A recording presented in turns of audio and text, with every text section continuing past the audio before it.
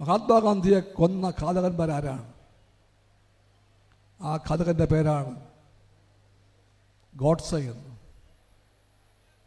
ഗോഡ്സെക്ക് സംശയമില്ലായിരുന്നു മഹാത്മാഗാന്ധി മഹാനാണെന്ന്. ആ കാര്യം അദ്ദേഹം പറഞ്ഞത് വിചാരണ കോടതിയിലാണ്. ഗാന്ധി വധത്തിൻ്റെ വിചാരണ വേളയിൽ കോടതിയിൽ നിന്നുകൊണ്ട് ഗോഡ്സെ പറഞ്ഞു, അക്ഷോഭനായ ഗോഡ്സെ പറഞ്ഞു, മുട്ടുപറയ്ക്കാതെ കണ്ഠമിടറാതെ ഗോഡ്സെ പറഞ്ഞു, ഞാനാണ് നറിയൊഴിച്ചത്. മഹാത്മാഗാന്ധിയോട് വ്യക്തിപരമായി എനിക്ക് വൈരാഗ്യമൊന്നുമില്ലായിരുന്നു. I know that he was a great man. എനിക്കറിയാം അദ്ദേഹം ഒരു മഹാനായ മനുഷ്യനായിരുന്നു.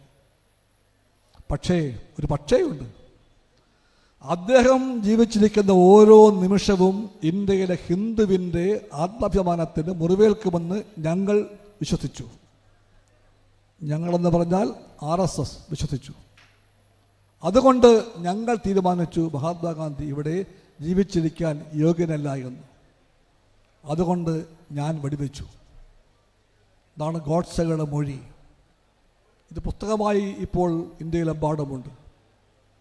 മേം നാഥുരാം ഗോഡ്സെ ബോൾത്താഹും എന്നാണ് പുസ്തകത്തിൻ്റെ പേര്. അതെല്ലാ ഭാഷയിലുമുണ്ട്. ആ പുസ്തകം എഴുതിയ ഗോഡ്സെയെ ദൈവത്തെപ്പോലെ ഇപ്പോൾ പല സ്ഥലങ്ങളിലും ആരാധിക്കുന്നുണ്ട് RSSകാർ. വെറുതെയല്ല, ഗോഡ്സെക്ക് വേണ്ടി ഇന്ത്യയിൽ അമ്പലങ്ങളുണ്ട് ഇപ്പോൾ. ഗോഡ്സെയുടെ മരിച്ച ദിവസം അവർ വിളിക്കുന്ന പേര് ശൗര്യദിനമെന്നാണ്. ഇത്രയും രാജ്യം മാറിക്കഴിഞ്ഞിരിക്കുന്നു. ഇതെല്ലാം ഞങ്ങൾ കാണുന്നുണ്ട്. കോൺഗ്രസ് കാണുന്നുണ്ടോ? നെഹ്റുവിയൻ കോൺഗ്രസ്സുകാരനാണെന്ന് പറയുന്ന ആ മാന്യദ്ദേഹം കാണുന്നുണ്ടോ? ഞങ്ങൾ കാണുന്നുണ്ട്.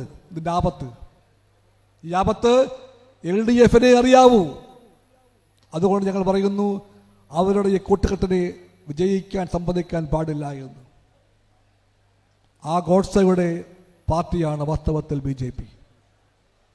മഹാത്മാഗാന്ധിയുടെ പാർട്ടി എന്ന് എന്നും ആണികിടുന്നൊരു പാർട്ടിയാണ് കോൺഗ്രസ് എങ്കിൽ, ആ കോൺഗ്രസ്സിന് എങ്ങനെയാണ് ഗാന്ധിജിയെ കൊന്ന ഘാതകനായ ഗോഡ്സെയുടെ കൂടെയുള്ള ഒരു ഐക്യമുണ്ടാക്കാനാവുക?